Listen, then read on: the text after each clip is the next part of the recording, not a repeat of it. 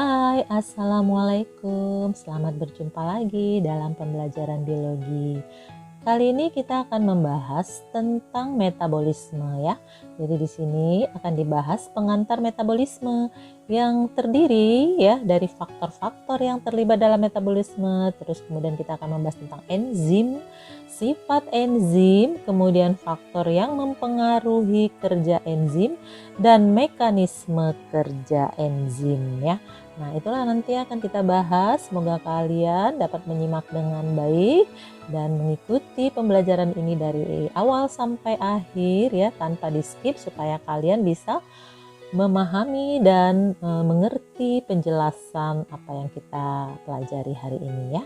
Jadi semoga kalian memperhatikan dengan baik. Kita mulai saja ya, langsung aja. Apa sih yang dimaksud dengan metabolisme? Jadi metabolisme itu merupakan rangkaian reaksi kimia dalam tubuh makhluk hidup ya. Reaksinya yang panjang dan saling terkait satu sama lain. Nah, misalnya ada reaksi A ditambah B, itu akan menjadi hasilnya berupa C dan D. Kemudian C dan D ini bereaksi lagi sehingga menghasilkan E dan F. Begitulah seterusnya reaksi berikutnya berlanjut ya. Nah, inilah yang disebut dengan reaksi metabolisme, yaitu rangkaian reaksi kimia dalam tubuh makhluk hidup yang merupakan reaksi yang panjang dan saling terkait satu sama lain. Nah, metabolisme ini terbagi atas dua. Yang pertama katabolisme dan yang kedua adalah anabolisme. Nah, kita mulai saja yang pertama, yaitu katabolisme. Katabolisme dikenal juga dengan istilah disimilasi ya. Jadi itu adalah merupakan proses reaksi perombakan atau penguraian makromolekul menjadi mikromolekul. Atau boleh juga kita katakan perombakan atau penguraian senyawa kompleks menjadi senyawa sederhana.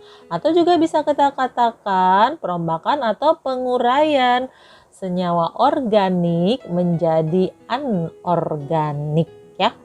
Nah, intinya sih dia itu molekul yang besar menjadi molekul yang lebih kecil gitu ya. Nah, dari reaksinya akan dihasilkan energi sehingga katabolisme ini juga disebut dengan reaksi eksergonik ya. Itu artinya adalah reaksi yang melepaskan atau menghasilkan energi. Kemudian contoh reaksi katabolisme adalah yaitu seperti katabolisme karbohidrat, yaitu dalam proses respirasi ya, di mana dalam proses respirasi ini dapat terjadi dengan dua cara. Yang pertama adalah respirasi aerob, yaitu menggunakan oksigen dalam prosesnya, sementara respirasi anaerob itu tidak menggunakan oksigen dalam prosesnya ya. Nah, kita lanjutkan lagi, apalagi contoh dari katabolisme, yaitu adalah katabolisme dari protein, yaitu memecah protein menjadi molekul yang lebih sederhana ya. Kemudian katabolisme lipid, memecah lipid atau lemak menjadi lebih sederhana. Dan juga ada peristiwa fermentasi dan juga ada peristiwa pembusukan atau penguraian ya, yang biasanya dilakukan oleh kelompok bakteri. Ya, bakteri saprofit pembusukan. Nah, kita lihat lagi bagaimana dengan anabolisme. Anabolisme ini dikenal dengan istilahnya asimilasi ya, merupakan reaksi penyusunan mikromolekul menjadi makromolekul ya. Jadi di sini ada penyusunannya yang namanya senyawa yang sederhana disusun menjadi senyawa yang kompleks, atau penyusunan senyawa anorganik menjadi senyawa organik. Itu boleh juga kita buat istilahnya untuk anabolisme seperti itu ya. Jadi intinya bahwa anabolisme ini adalah menyusun yang kecil menjadi yang lebih besar gitu ya. Oke, kita lanjutkan. Reaksinya membutuhkan energi sehingga disebut dengan endergonik ya. Jadi reaksi endergonik itu adalah reaksi yang membutuhkan energi ya. Kemudian contoh dari reaksi anabolisme ini dapat kita lihat dalam proses sintesis karbohidrat. Itu bisa kita amati dalam peristiwa fotosintesis ya. Jadi fotosintesis itu akan menghasilkan karbohidrat berupa glukosa ya. Kemudian ada juga contohnya adalah peristiwa kemosintesis ya. Jadi kalau fotosintesis itu kan dia mensintesis karbohidrat dengan energi cahaya. Jadi foto itu cahaya ya. Sementara kalau kemosintesis dia mensintesis karbohidrat dengan energi kimia. Kalau fotosintesis biasanya berlangsung pada tumbuhan yang berklorofil ya.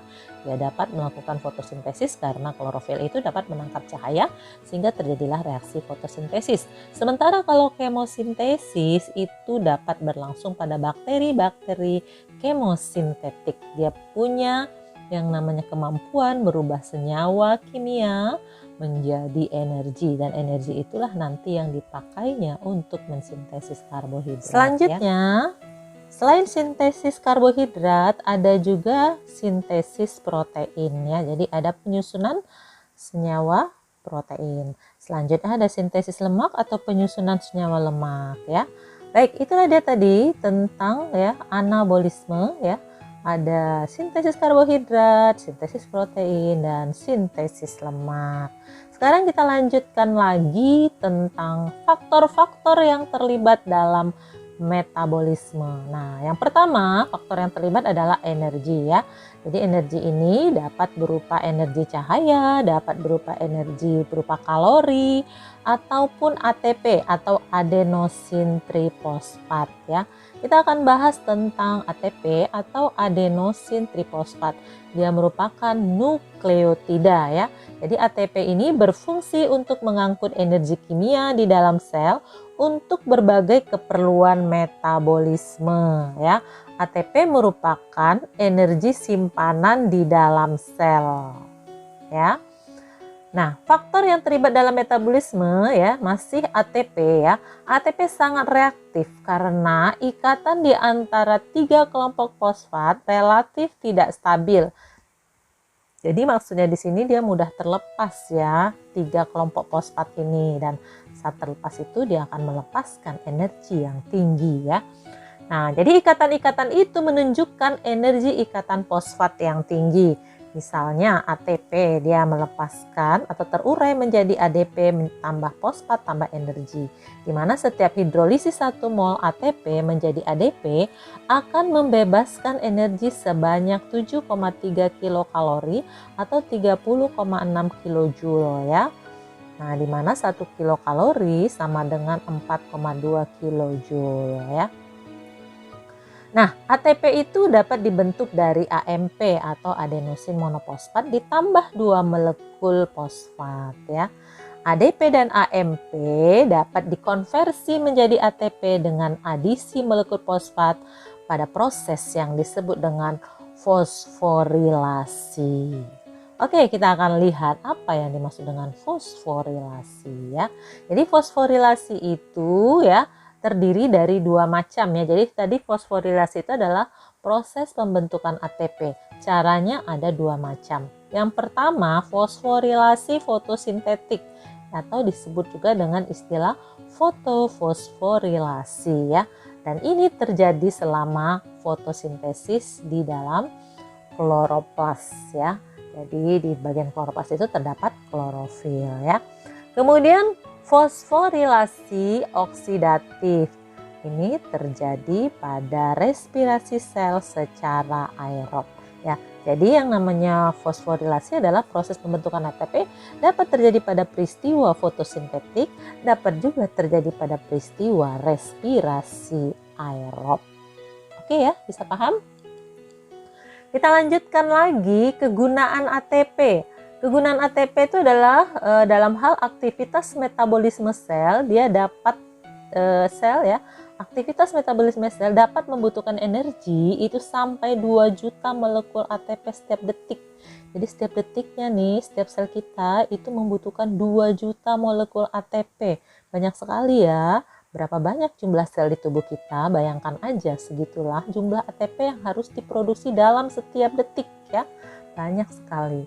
Nah, ATP merupakan sumber energi untuk proses anabolik, untuk proses pergerakan, untuk proses transport aktif, untuk sekresi dan aktivasi zat kimia.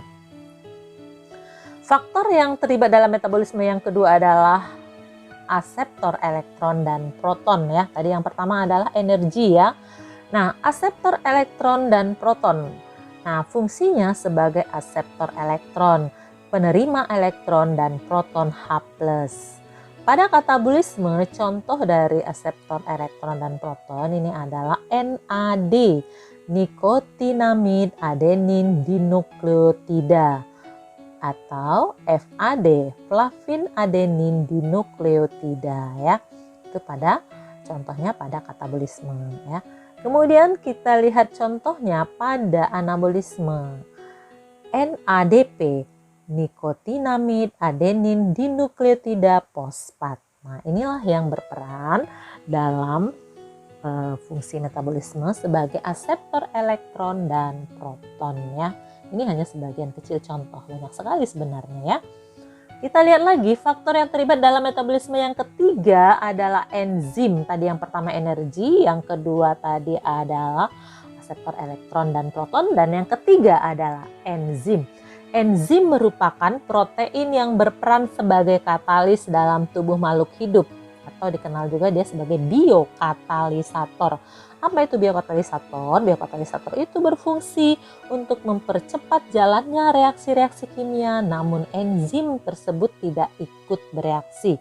Jadi bisa kita katakan dengan sederhananya, biokatalisator adalah mempercepat reaksi kimia tanpa ikut bereaksi. Itulah yang namanya enzim sebagai biokatalisator ya.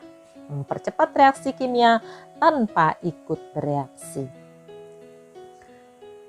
Nah, terbagi ya, jadi enzim ini bisa dua kelompok ya. Yang pertama adalah enzim intraseluler, enzim yang bekerja di dalam sel, dan enzim ekstraseluler, enzim yang dikeluarkan dari sel sehingga dia bekerjanya di luar sel ya. Nah, ini bisa kita lihat gambar daripada enzim yang sedang bekerja ya. Ini adalah enzim dan substratnya ya. Dimana nanti pada saat enzim bekerja merubah substrat, dia harus membentuk kompleks enzim substrat ya. Setelah terjadi kompleks enzim substrat, maka enzim ini akan merubah substrat itu menjadi produk, atau ya produknya di sini kelihatan ada dua ya. Nah, jadi enzim tetap seperti semula ya. Nah, kalau substratnya satu, kemudian terbentuk dua produk seperti di gambar, maka ini prosesnya pemecahan ya. Jadi dia adalah reaksi metabolisme yang digolongkan sebagai katabolisme karena memecah substrat yang kompleks menjadi produk yang menjadi lebih sederhana, atau makromolekul menjadi mikromolekul ya. Oke, kita lihat lagi ya. Enzim itu terdiri dari apa saja komponennya? Yang pertama, komponen enzim adalah zat protein, dikenal dengan apoenzim. Dan yang kedua adalah zat non-protein, dikenal sebagai kofaktor. Nah, zat non-protein atau kofaktor ini ada berupa ion-ion anorganik, ada berupa koenzim, ada berupa gugus prostetik ya. Nah, nanti di sini yang namanya apoenzim tadi adalah berupa komponen enzim yang terdiri dari zat protein, kemudian kofaktor adalah komponen enzim yang berupa zat non-protein. Nah, bila mereka bergabung menjadi satu kesatuan namanya disebut dengan holoenzim. Nah, jadi enzim ini akan berfungsi bila sudah membentuk holoenzim. Kalau masih apoenzim dia masih belum bekerja ya, dia harus digabung dengan kofaktor agar enzim ini berfungsi. Kita lihat lagi contohnya, ini adalah bagian dari enzim juga.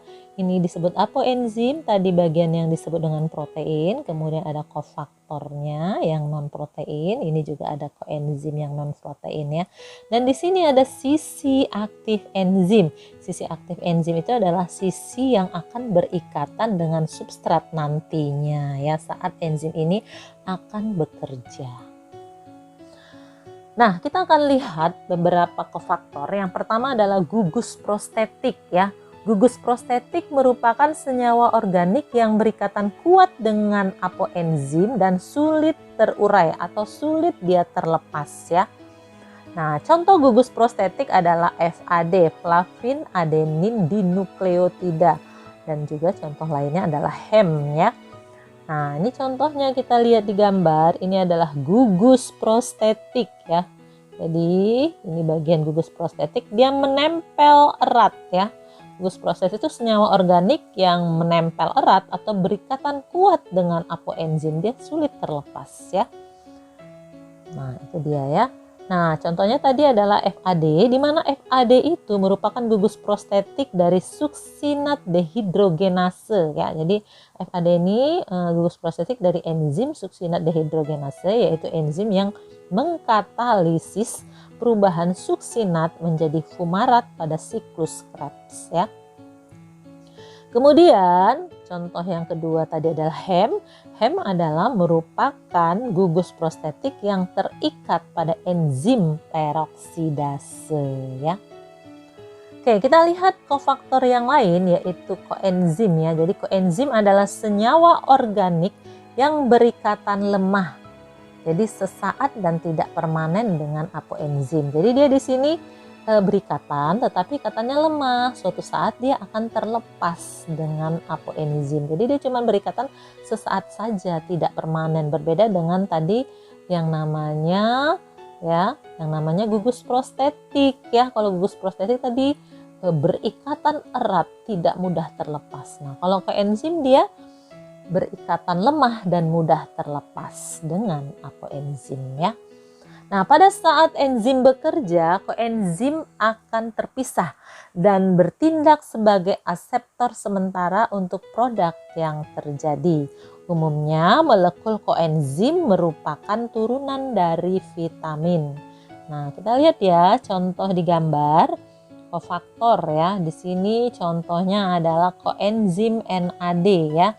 Jadi dia itu ini bisa berikatan dengan enzim dan juga nanti dia mudah terlepas dari enzimnya. Kita lihat contoh koenzim adalah FMN, flavin mononukleotida, dan NAD, nukleotinamid adenin dinukleotida ya, pada enzim dehidrogenase. Oke, kita lihat yang ketiga ya, contoh kofaktor yang ketiga adalah ion logam atau ion-ion anorganik, boleh juga kita sebut seperti itu, atau ion metal ya. Dia merupakan ion-ion logam atau ion-ion anorganik yang berasosiasi dengan apoenzim dan diperlukan untuk aktivitas enzim tertentu. Nah, ion logam tersebut berikatan dengan apoenzim melalui ikatan koordinasi. Contoh ion logam dalam enzim adalah ion Zn ya, pada enzim karboksipeptidase, dan ion Mg magnesium ya pada enzim heksokinase. Nah, ini gambar struktur enzim di mana di sini ada aktivator ion logam, di sini M ya. Nah, di sini dia berikatan dengan enzim ya. Oke, kita lihat peran kofaktor apa ya. Kofaktor akan melengkapi dan memodifikasi struktur enzim sehingga substrat atau bahan yang diolah enzim dapat melekat. Kofaktor bereaksi sebagai donor elektron atau donor atom bagi substrat.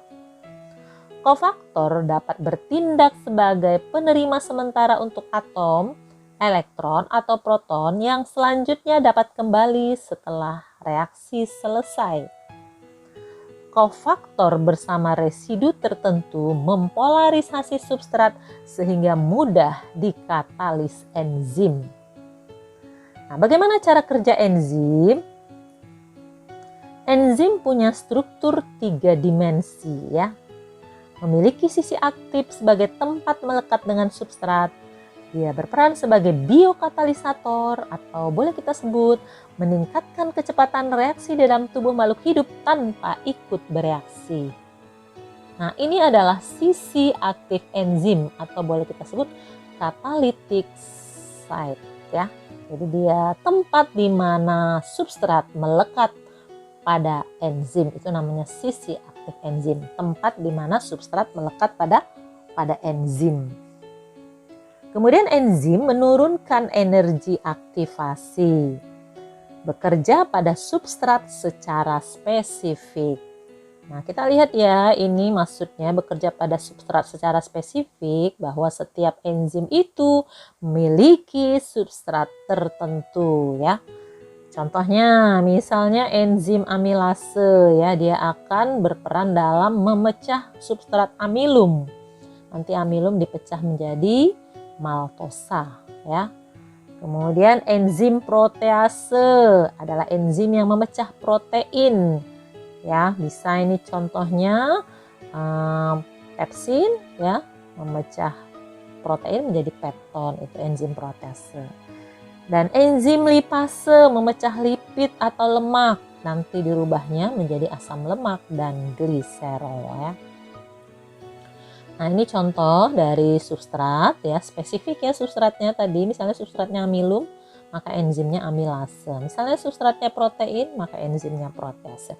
Misalnya substratnya lipid, maka enzimnya lipase. Jadi nggak sembarang enzim, nggak sembarang substrat yang melekat pada suatu enzim ya. Jadi dia spesifik ya, khas gitu. Nah, jadi kalau substrat dan enzim ini melekat, terjadilah kompleks enzim substrat.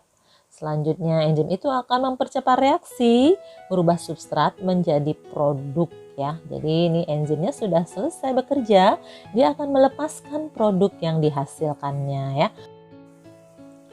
Oke, jadi di sini gambar ini adalah enzim katabolisme, karena enzim ini memecah substrat berupa makromolekul menjadi produk berupa mikromolekul ya. Oke, kita lanjutkan lagi. Cara kerja enzim, masih cara kerja enzim. Di sini ya, ini adalah sisi aktif daripada enzim. Kemudian adalah substrat yang spesifik untuk enzim tersebut. Nanti bila substrat ini menempel dengan enzim, namanya adalah kompleks enzim dan substrat ya. Selanjutnya, substrat itu akan dilepaskan oleh enzim ini menjadi produk ya. Produknya di sini ada dua, karena dia memecah substrat yang makromolekul menjadi mikromolekul, sehingga bisa kita katakan dia adalah reaksi katabolisme ya. Oke ya, jadi ingat ya, reaksi katabolisme adalah memecah makromolekul menjadi mikromolekul. Kita lanjutkan lagi ya, fungsi enzim dapat menurunkan energi aktivasi. Nah, kita lihat di gambar, ini adalah gambar grafik bagaimana enzim bekerja ya. Bagaimana suatu enzim dapat menurunkan energi aktivasi. Nah, ada reaksi ya. Di sini ada energi yang dibutuhkan dalam reaktan ya, dimana bila tanpa enzim energinya tinggi, nanti akan dihasilkan produk ya. Nah, seandainya ada enzim yang bekerja dalam reaktan tersebut, maka akan menyebabkan energi aktivasinya turun ya. Lihat ya, itu sudah turun itu grafiknya ya. Yang merah lebih tinggi, yang gambar garis yang biru lebih rendah ya. Menunjukkan bahwa enzim dapat menurunkan energi aktivasi. Jadi seumpama ada suatu pekerjaan, kalau tanpa enzim energinya lebih banyak. Tapi kalau dibantu dengan enzim energinya lebih hemat, lebih sedikit. Jadi kita tentu saja menginginkan pekerjaan itu lebih hemat energi ya kan. Nah, maka dipakailah enzim untuk menghemat energi gitu ya. Oke, kita lanjutkan lagi tentang cara kerja enzim menurut teori. Jadi ada dua model cara kerja enzim, ada dua teori cara kerja enzim. Teori yang pertama adalah teori gembok dan kunci ya, lock and key ya.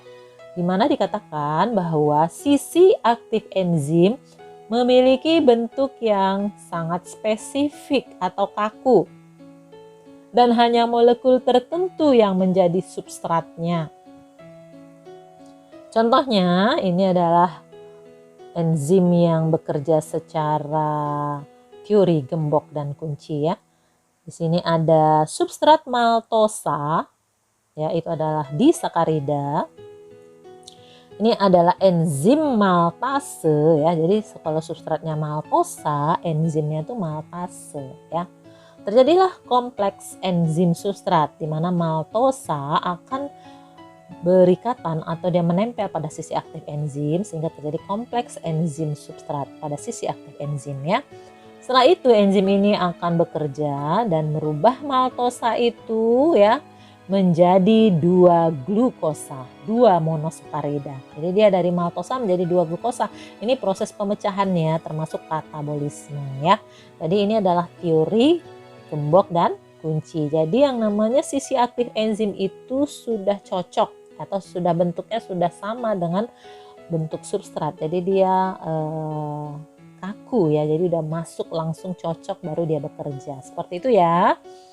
Nah, bagaimana dengan cara kerja enzim menurut teori kecocokan terinduksi atau induced fit ya. Jadi ini adalah teori yang mengatakan bahwa sisi aktif enzim bukan merupakan bentuk yang kaku, tetapi bentuknya fleksibel, dapat menyesuaikan dengan substratnya gitu ya. Nah, jadi kita lihat ini gambarnya. Enzim. Nah, perhatikan sisi aktif enzim ya, bentuknya seperti itu. Sementara substrat bentuknya seperti itu ya. Kalau kita lihat tuh nggak cocok ya antara sisi aktif enzim dengan substrat tuh nggak cocok.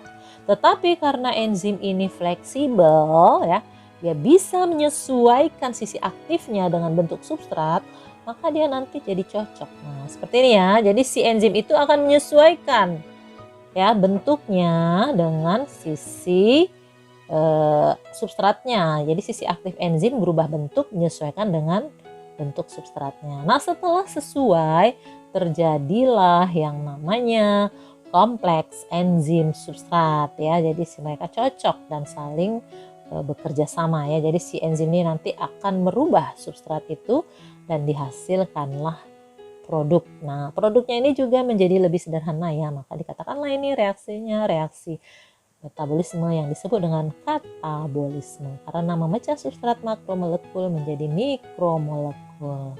Oke ya, bisa paham ya bagaimana cara kerja enzim menurut teori Luke and Key dan bagaimana cara kerja enzim berdasarkan teori induced fit ya.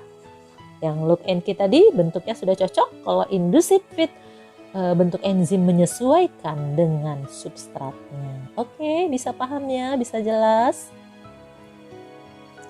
Oke, kita lanjutkan lagi ya.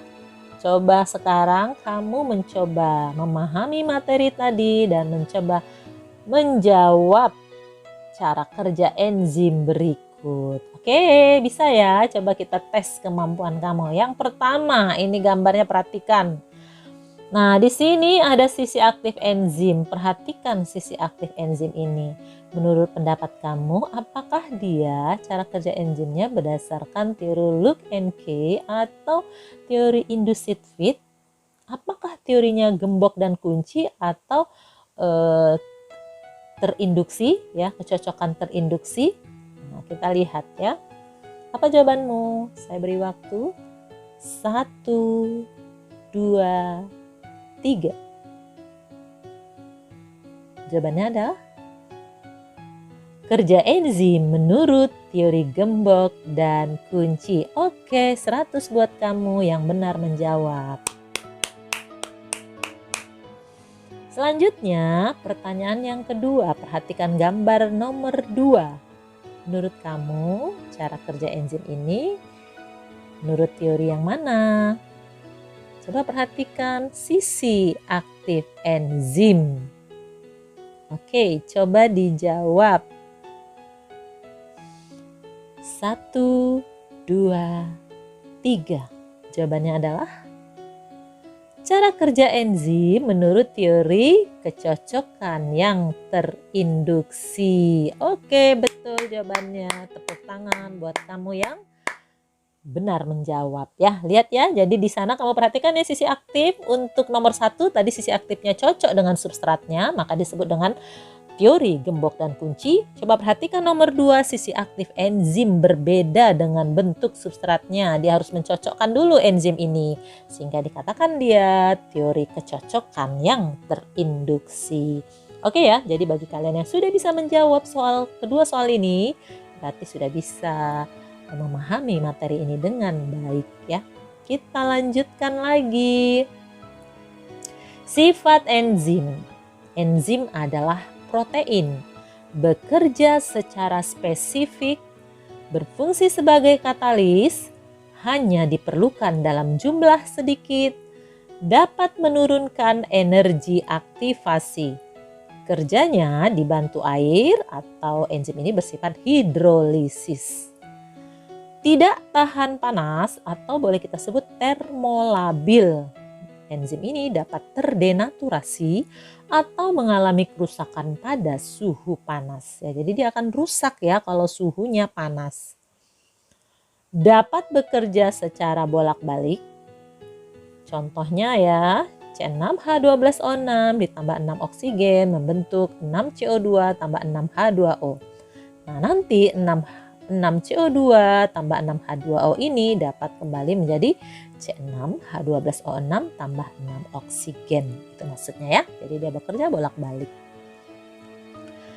Apa saja faktor-faktor yang mempengaruhi kerja enzim? Yang pertama suhu. Yang kedua pH atau derajat keasaman. Yang ketiga konsentrasi enzim.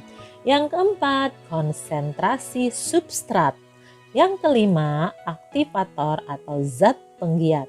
Yang keenam, inhibitor atau zat penghambat. Ya, kita mulai dari yang pertama, apa itu faktor yang mempengaruhi enzim dalam hal suhu ya. Jadi kalau suhu ini akan mempengaruhi kerja enzim. Gimana caranya dia mempengaruhi kerja enzim? Nah, contohnya ya, aktivitas enzim ini grafik suhu ya di bawahnya ya, 10, 20, 30, 40, 50 sampai 60 derajat Celcius gitu ya. Nah, jadi aktivitas enzim di suhu berapakah yang paling tepat? Nah, enzim itu kan bekerja spesifik. Nah, contohnya enzim di tubuh manusia ya. Jadi kalau enzim yang bekerja di tubuh kita nih, di tubuh manusia, itu enzimnya bekerja pada suhu tubuh yang paling optimum. Jadi dia tertinggi kerjanya pada suhu 36 sampai 37 derajat Celcius ya. Seandainya kurang dari itu, maka enzim ini bekerja lebih lambat, atau seandainya melebihi itu, enzim ini akan juga bekerja lebih lambat, bahkan bisa terdenaturasi kalau seandainya suhunya terlalu panas ya.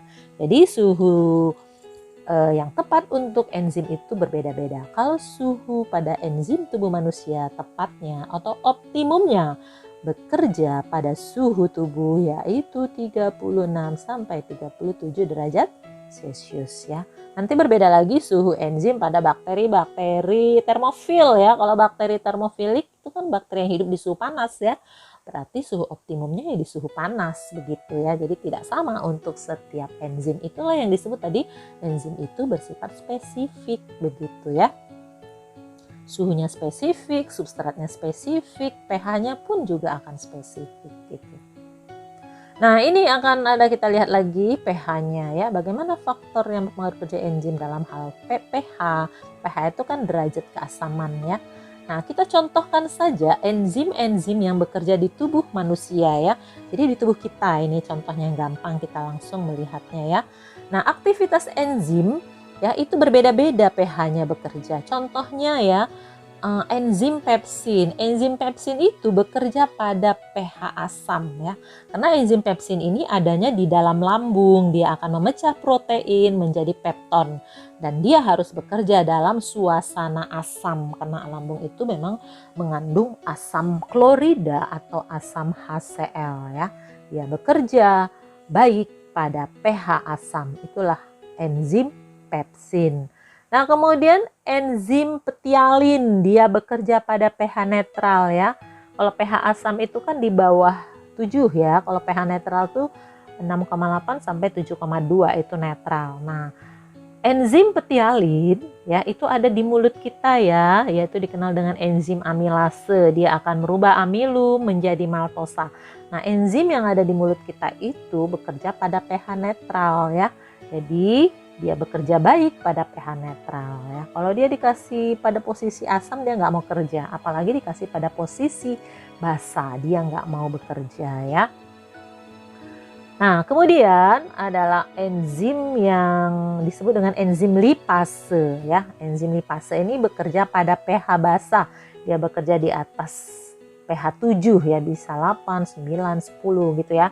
pH enzim ini. Di mana lipase ini adalah enzim yang memecah lipid atau lemak menjadi asam lemak dan gliserol. Ini adanya di usus.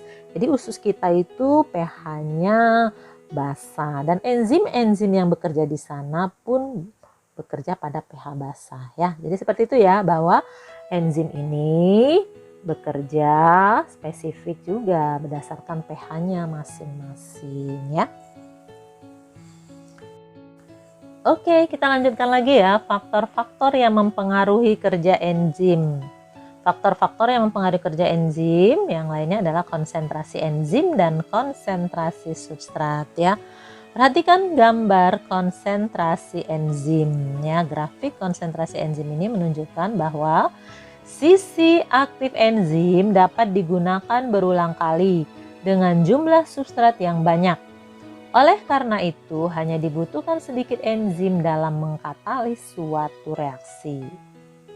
Nah, sementara kalau kita perhatikan grafik konsentrasi substrat, lihat ya, konsentrasi substrat grafiknya dia ada naik kemudian stabil ya. Nah, saat semua sisi aktif enzim bekerja, maka penambahan jumlah substrat tidak akan mempercepat terjadinya reaksi karena keadaan substrat sudah jenuh ya. Jadi kalau sisi aktif enzim itu sudah terisi semua dengan substrat, mau ditambahin banyak-banyak substratnya udah nggak bisa bekerja dengan maksimal lagi. Jadi harus sesuai jumlah konsentrasi enzim dengan konsentrasi substrat ya. Oke, seperti itu ya. Cukup jelas? Kita lihat lagi apalagi yang mempengaruhi kerja enzim, ya adalah aktivator. Aktivator itu mempermudah ikatan antara enzim dengan substrat. Contohnya ion Cl atau ion klorida sebagai aktivator enzim amilase atau petialin yang mana dia akan memecah amilum menjadi maltosa. Jadi dengan adanya ion klorida ya, maka enzim amilase bekerja lebih giat gitu, lebih mudah dia bekerja gitu ya. Kemudian inhibitor itu adalah menghambat ikatan antara enzim dengan substrat. Jadi dia penghambat ini ya. Ada dua jenis nih penghambat atau inhibitor. Yang pertama adalah inhibitor kompetitif dan inhibitor non-kompetitif. Kalau inhibitor kompetitif itu dia mengambil sisi aktif enzim si penghambat ini. Kalau inhibitor non-kompetitif dia tidak mengambil sisi aktif enzim, dia mengambil sisi lainnya yaitu sisi allosterik enzimnya. Jadi kalau sisi aktif enzim itu sisi yang melekat dengan substrat. Kalau sisi allosterik enzim itu sisi yang tidak berikatan atau tidak sebagai tempat melekatnya dengan substrat ya. Oke ya, sudah paham ya sisi aktif dan sisi allosterik. Nah, ini kita perhatikan gambarnya biar lebih jelas ya. Ini adalah contoh inhibitor kompetitif. Jadi ini adalah molekul ini sebagai inhibitor ini mengambil sisi aktif enzim. Harusnya sisi itu tempat substrat melekat. Nah, gara-gara ada si inhibitor kompetitif yang mengambil sisi aktif enzim, akibatnya substrat tidak bisa masuk ke sisi itu sehingga enzim tidak bisa bekerja ya. Nah, yang kedua adalah ya inhibitor non-kompetitif. Jadi inhibitor ini menempati sisi allosterik enzim atau bukan sisi aktifnya. Jadi bukan sisi tempat si substrat menempel di tempatinya, tapi sisi di lain itu ya. Nah, kalau si inhibitor kompetitif ini menempel di sisi allosterik enzim ini, akibatnya bentuk dari sisi aktifnya berubah ya. Sehingga nanti si substrat nggak bisa menempel ke sisi aktif enzim gara-gara enzimnya berubah bentuk gara-gara si inhibitor non-kompetitif sudah menempel di sisi allosterik enzim tersebut. Jadi sama-sama ya bahwa inhibitor ini sama-sama menghambat ikatan antara enzim dengan substrat. Jadi dia penghambat ya. Oke ya, sudah jelas aktivator yang membuat aktif enzim dengan substrat berikatan. Kalau inhibitor yang membuat hambatan enzim berikatan dengan substrat, seperti itu ya. Oke, sudah paham ya untuk aktivator dan inhibitor sebagai faktor-faktor yang mempengaruhi kerja enzim. Kita lihat lagi faktor yang mempengaruhi kerja enzim. Sekarang giliran kamu yang menentukannya. Apakah sudah memahami materi tadi ya? Tentukan jenis inhibitor berikut. Oke, yang sudah mengerti pasti bisa menjawab soal ini dengan baik dan benar ya. Coba kita jawab dulu soal yang A ya. A. Tentukan jenis inhibitor. Bagian yang A. Kita perhatikan untuk menjawab soal ini, perhatikan inhibitornya ya. Ini inhibitor ya. Penghambat, dia menempati sisi apa? Sisi allosterik atau sisi aktif? Ingat, sisi aktif adalah sisi yang harusnya tempat substrat menempel. Kalau sisi allosterik adalah sisi yang bukan tempat substrat menempel. Nah, jadi ini dia menempel di mana nih? Di sini ya, si inhibitor. Berarti dia sudah mengambil sisi aktif enzim, sehingga substrat yang harusnya nempel di situ nggak bisa nempel. Jadi dia berkompetisi dia dengan si substrat. Makanya namanya inhibitor. Apa jawabannya? Coba 1, 2, 3. Jawab. Oke, jawabannya inhibitor kompetitif. 100 buat kamu yang menjawab dengan baik. Tepuk tangan. Jadi, inhibitor kompetitif adalah penghambat atau inhibitor yang menempati sisi aktif enzim sehingga substratnya tidak bisa menempel di sisi aktif tersebut karena sudah ditempati oleh si inhibitornya ya. Oke, sekarang coba jawab bagian B. Perhatikan inhibitornya.